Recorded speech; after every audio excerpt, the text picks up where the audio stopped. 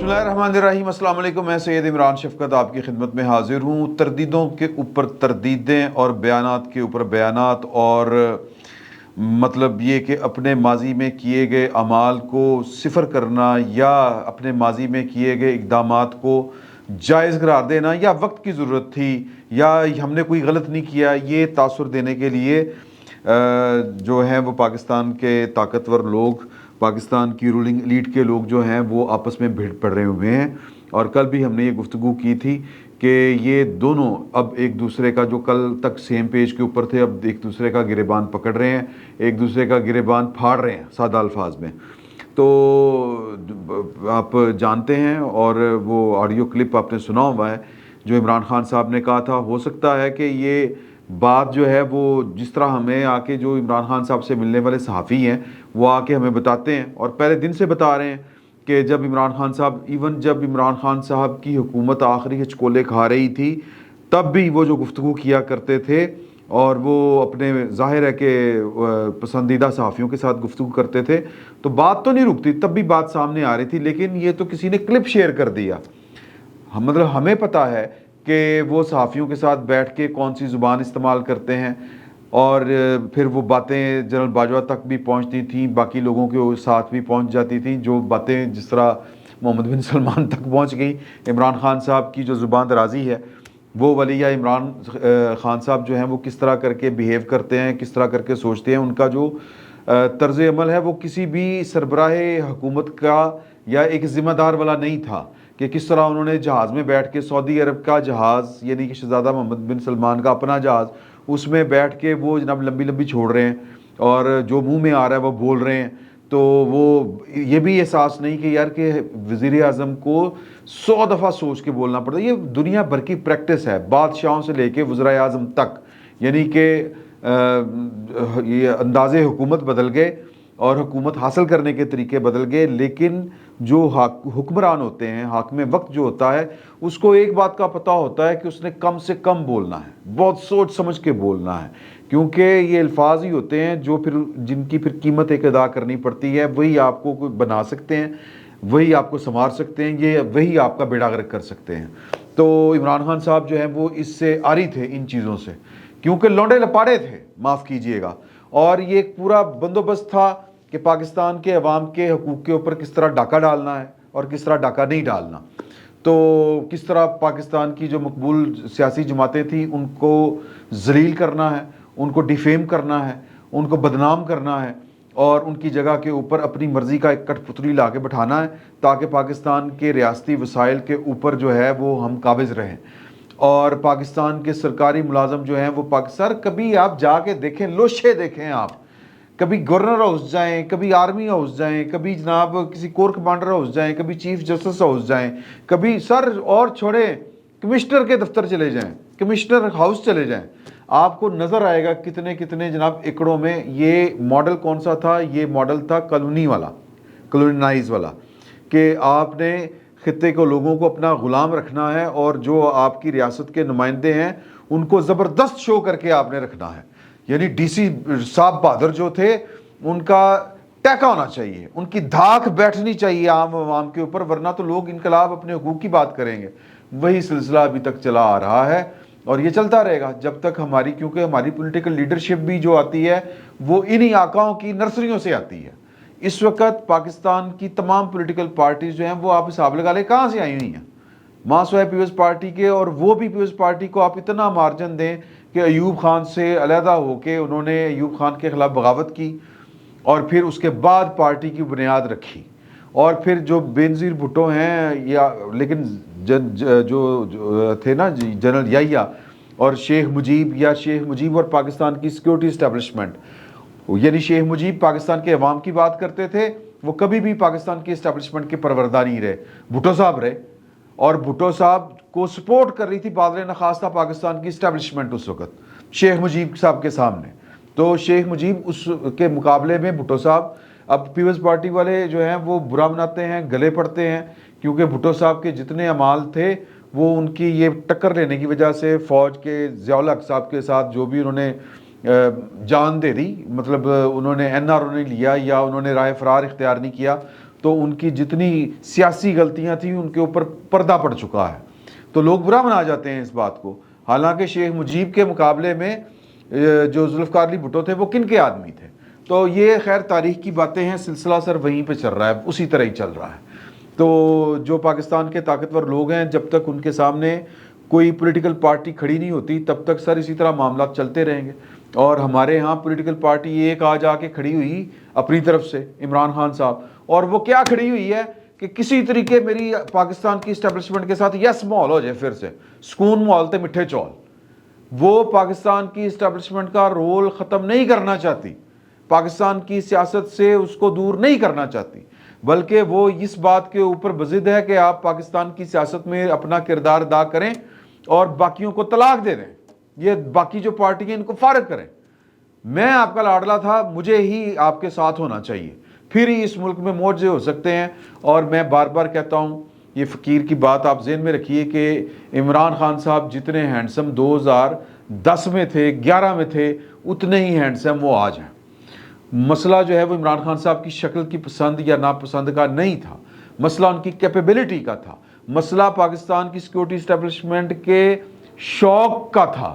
کہ وہ شوق پاکستان کو بہت بھارے پڑے ہیں، ان کے تجربات کا تھا مسئلہ۔ تو لہٰذا باجوہ صاحب کو باقی مسئلے بھی تھے اپنی جگہ کے اوپر کہ وہ ایکسٹینشن لینا چاہتے تھے، لیکن وہ اب یہ بتا رہے ہیں کہ جناب کہ میں تو نہیں کر رہا، میں تو یہ نہیں کر رہا۔ تو میں نے کل بھی یہ گزارش کی تھی کہ عمران خان صاحب اور پاکستان کی جو سیکورٹی اسٹیبلشمنٹ کے اس وقت کے جو ہیڈ تھے، امام تھے جناب جنرل قمر جاوید باجوہ صاحب، وہ جب سیم پیج پہ ہوا کرتے تھے تو ایک دوسرے کے گیت گایا کرتے تھے۔ وہ بصری شواہد پڑے ہوئے ہیں، آڈیوز پڑی ہوئی ہیں، ویڈیوز پڑی ہوئی ہیں ایک دوسرے کی تعریف فرماتے ہوئے کی، لیکن اب ایک دوسرے کا گریبان جو ہے وہ پھاڑ رہے ہیں، ایک دوسرے کے گلے پڑ رہے ہیں۔ میں نے کل بھی آپ کو کہا تھا، وہ کلپ آ گیا سامنے عمران خان صاحب کا جس میں وہ کہہ رہے ہیں کہ جی کہ مجھے قتل کروانے کی کوشش کری پاکستان کی سیکورٹی اسٹیبلشمنٹ اور پاکستان کے حساس ادارے، اور ایک ایسا شخص جو جناب پورے ملک کو جوڑ کے رکھ سکتا ہے، نہیں جوڑ کے رکھ سکتا۔ آپ پورے ملک کی عوام کی خواہش نہیں ہے، آپ ایک تجربہ تھا، اور وہ خواہش کہہ لیں یا جو حمایت کہہ لیں، جو ووٹ کہہ لیں، وہ پیدا کیا گیا تھا اور وہ اب بڑے طریقے کے ساتھ وہ ختم ہو رہا ہے۔ تو جنرل باجوہ صاحب نے منصور علی خان صاحب سے بات لمبی ہو گئی گفتگو کرتے ہوئے، جو جاوید چودھری کے صاحب نے کالم لکھا، اس میں ایک لائن تھی جس کے اوپر ان کو اعتراض تھا، اور وہ لائن یہ تھی کہ یہ ہماری ریڈنگ تھی کہ عمران خان صاحب جو ہیں وہ اگر رہے تو پاکستان نہیں رہے گا، یا یہ لوگ رہے تو پاکستان نہیں رہے گا۔ یہ عمران خان صاحب اینڈ ہم نوا، وہ ہوتا ہے نا فلانا کوالتے ہم نوا، عمران خان اور ہم نوا رہے تو پھر انہوں نے وہ ایک دو اور مثالیں دی، اسد عمر صاحب کی دی۔ اسد عمر صاحب بھی تردید کر رہے ہیں، ایک طرف تردید جو ہے وہ کر رہے ہیں جناب قمر جاوید باجوہ صاحب، منصور علی خان صاحب کو فون کر کے انہوں نے یہ والی بات کہی ہے کہ میں نے جاوید چودھری صاحب کو بھی کہہ دی ہے کہ یہ بات جو ہے یہ سیاق و سباق سے ہٹ کے آپ نے لکھ دی، میرا کہنے کا مطلب یہ نہیں تھا، یا یہ بات میں نے نہیں کہی۔ تو پریشر سر ہو سکتا ہے کہ وہ ان کو لگ رہا ہو کہ نہیں جی کسی پارٹی کے خلاف یہ والی بات نہیں کرنی چاہیے، وہ والی بات نہیں کرنی چاہیے، ممکن ہے، لیکن سر ایک دوسرے کی تردیدیں آ رہی ہیں، اور تردید پہلی کی ہے محمد مالک صاحب کے ساتھ بیٹھ کے، یعنی پہلی تردید تو یہ میں نے آپ کو سنا دی، لیکن باقی باتیں وہ کہہ رہے ہیں بالکل ٹھیک ہے کہ نہ زبان اپنی تھی، نہ کوئی کردار تھا، نہ بھی، اور پھر اس سے پہلے وہ آ گئی تھی نا کہ ان کی ویڈیوز، جنرل باجوہ صاحب نے عمران خان صاحب سے کہا تھا کہ آپ کے لوگوں کی ویڈیوز ہیں ہمارے پاس، انہوں نے پھر ایک ویڈیو بھی دکھائی تھی شہزاد اکبر صاحب کی۔ تو پھر اس کالم میں، یہ پچھلے کالم کا ذکر ہے، اس کالم میں انہوں نے لکھا کہ جی کہ ان کو تو اپنی زبان کے اوپر کنٹرول نہیں ہے، ان کو تو ملک چلانا نہیں آتا تھا۔ اسد عمر اور باقر صاحب نے مجھے فون کیا، رضا باقر صاحب جو گورنر اسٹیٹ بینک تھے، تو انہوں نے کہا کہ جی بیڑا غرق ہو گیا، تو میں نے جا کے پھر خان صاحب کو کہا، اسد عمر بھی تھے اور بھی باقی لوگ تھے، شوکت ترین کو انہوں نے کہا کہ ہم کہتے تھے کہ اس کو کیوں لا رہے ہیں، یہ تو اپنا بینک نہیں چلا سکا، ملک کا بٹا بٹھا دے گا۔ تو بہرحال اسد عمر صاحب نے کہا کہ جی اس طرح کی کوئی میٹنگ نہیں ہوئی، اس طرح کی کوئی بات نہیں ہوئی، مجھے باجوہ صاحب کے سامنے لے جائیں سر، سارے آنکھوں سبحان اللہ۔ اب یہ وہ وقت ہے سر، یہ اس کو کہتے ہیں قدرت کا فیصلہ، کہ آپ پہلے جو تھے آپ کے درمیان میں سے سوئی نہیں تھی گزرتی، ہوا نہیں تھی گزرتی، اب سر آپ کے درمیان سے ٹینک گزر رہے ہیں، آپ کے درمیان سے ہوائی جہاز گزر رہے ہیں، اتنے فاصلے آپ کے بڑھ گئے ہوئے ہیں، اور ایک دوسرے کو بتا رہے ہیں کہ جھوٹ بول دینا، جھوٹے ہیں یہ، اب یہ باتیں وہ کر رہے ہیں۔ اب یہی جواب لیا منصور علی خان صاحب نے اسد عمر صاحب کی گفتگو کے اوپر جنرل باجوہ صاحب سے. جنرل باجوہ صاحب نے اور by the way general Bajwa صاحب نے خود فون کیا تھا منصور علی خان صاحب کو. یہ منصور علی خان صاحب نے اپنے ولاگ میں بھی ذکر کیا ہے. جو ان کا جو بیان ہے جو انہوں نے مالک صاحب سے گفتگو کی ہے اسد عمر صاحب نے, اس کے اوپر بھی کہا کہ میری گل سنو, باقی تو سارے پی ٹی آئی کے لوگ تھے مکر گئے ہوں گے, رضا باکر نو بلاؤ میرے سامنے. سر اس لیول تے گیم آ گئی ہے. پوائنٹ سمجھیں, پوائنٹ یہ ہے کہ آپ کے اور میرے حق کے اوپر ڈاکہ مارنے والے سر لڑ رہے ہیں. اور پنجابی کی ایک مثال ہے, بلکہ عربی کی ایک مثال ہے, اس کو میں پنجابی میں کہتا ہوں کہ سر کہ جب چور آپس میں لڑتے ہیں تو پھر چوری کا مال برآمد ہوتا ہے. سر میرا اور آپ کا ووٹ چوری کرنے والے آپس میں لڑ رہے ہیں, یہ مال برآمد ہوگا, میرا اور آپ کا مال برآمد ہوگا, لیکن جنہوں نے برآمدگی کروانی ہے وہ ہے یہ حکومت جو موجود ہے. یہ اس کے پر جل جائیں گے, سڑ کے سواہ ہو جائے گی, مٹی ہو جائے گی, یہ برآمدگی نہیں کروائے گی, یہ برآمدگی نہیں کروائے گی. سر آرٹیکل 6 لگتا ہے, جنرل باجوہ صاحب کے خلاف قانونی کارروائی ہوتی ہے, لیکن کوئی نہیں ہوئے گا سر, کچھ نہیں ہوگا, کیونکہ ہم نے آرٹیکل 6 لگا کے دیکھ لیا تھا پرویز مشرف صاحب کے اوپر. پاکستان کے جو زبردست لوگ ہیں, جو طاقتور لوگ ہیں, وہ جب تک آپ ان کے سامنے کھڑے ہو کے یہ نہیں کہیں گے کہ سر بس بہت ہوگی, اب آپ یہ کام نہیں کریں گے, یا پھر آ جائیں ذرا قانون کے کٹہرے میں آ جائیں, کی ہو جائے گا سر, کیا ہو جائے گا؟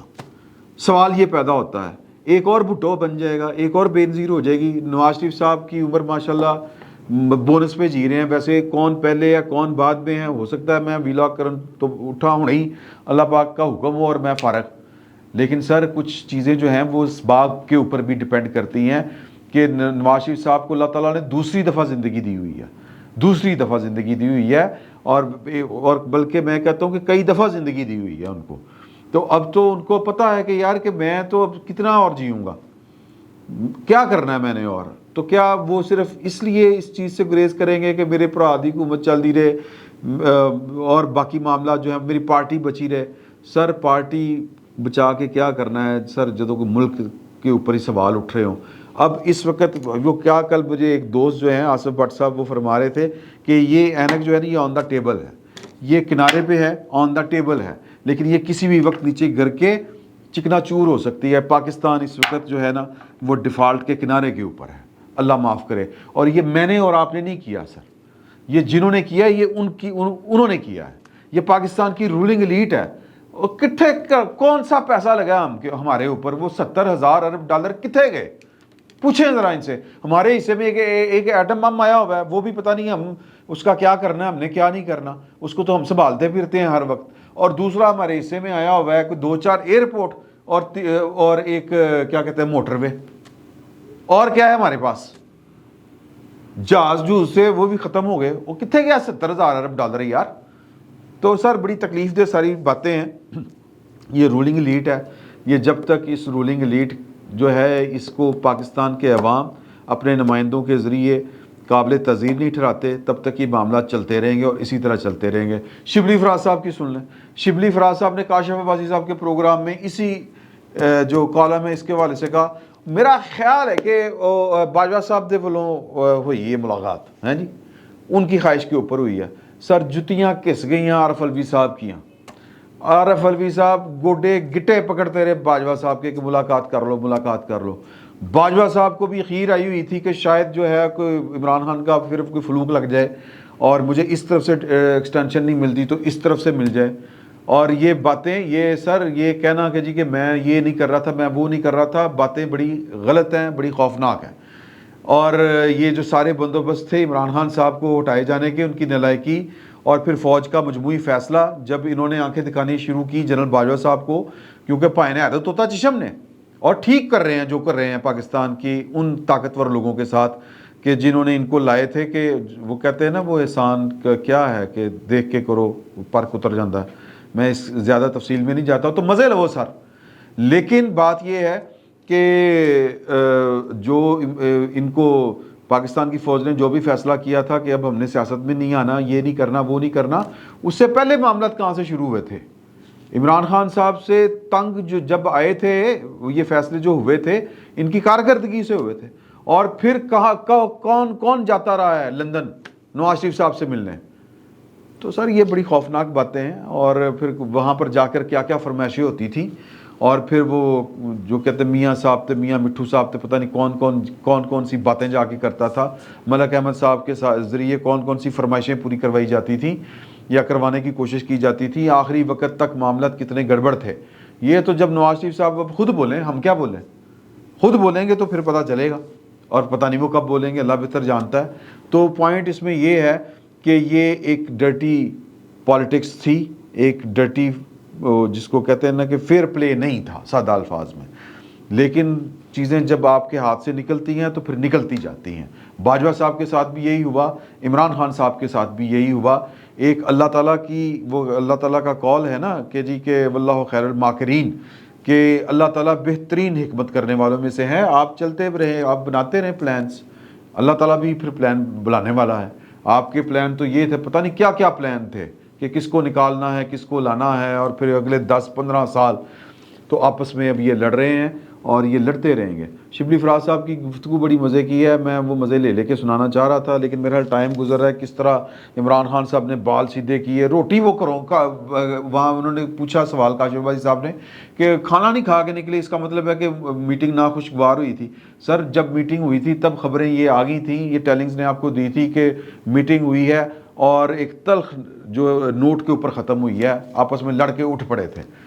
کیونکہ وہ ان کی بات نہیں مان سکتے تھے اور ان کی بات ان کے ماننے کی نہیں تھی۔ عمران خان صاحب کہتے ہیں حکومت توڑو، کہتے ہیں میں کہ میں توڑا، تو اس طرح کے معاملات تھے۔ تو روٹی تو مجھے یاد آ گیا ہے، منصور علی خان صاحب نے تو 2 دفعہ دیکھا ہوا ہے۔ سر میں نے عمران خان صاحب جب چھوٹی سی پارٹی چلایا کرتے تھے، ٹانگا پارٹی، ہم نے تو تب ان کو روٹیاں کھاتے ہوئے دیکھا کہ گھر کی روٹی کے علاوہ باہر کی روٹی نہیں کھاتے، اس لیے انہوں نے ایوان صدر میں روٹی نہیں کھائی باجوہ صاحب کے ساتھ۔ سر باجوہ صاحب کے ساتھ بیٹھ کے پتہ نہیں یہ کیا کیا کرتے، صرف آپ روٹی کی بات کر رہے ہیں، اے نال بعد چاہ بھی پیندے، میٹھا بھی کھاندے، اگر باجوہ صاحب ان کی بات مان لیتے۔ تو سر سمپل فارمولہ یہ ہے، فارمولہ نہیں کہنا چاہیے، کہ 100 گاجر 7 سرے تے گنڈ یہ ہے کہ آپ کے اور میرے ووٹ کے چور آپس میں لڑ رہے ہیں، اور چوری کا مال برآمد نہیں ہوگا، کیونکہ چوری کا مال برآمد کرنے کے لیے تھانے دار تگڑا چاہیے، تھانے دار نیک نیت چاہیے۔ یہ تھانے دار جو ہے ہمارا وزیر اعظم شہباز شریف صاحب، یہ اتنے تگڑے نہیں ہیں، یہ ان کے گوڈے آپس میں بجنا شروع ہو جاتے ہیں جب اس طرح کا کوئی معاملہ آتا ہے، نازک مرحلہ جہاں پر آپ کو اسرٹ کرنا پڑتا ہے کہ بس یار بہت ہوگی، اس ویلے کہتے ہیں کہ میں مقتدر حل کے میں ان سے بات کروں گا، پھر تو لہٰذا یہ تماشا چل رہا ہے، یہ تماشا چلتا رہے گا۔ فی الوقت اتنا ہی، بہت بہت شکریہ۔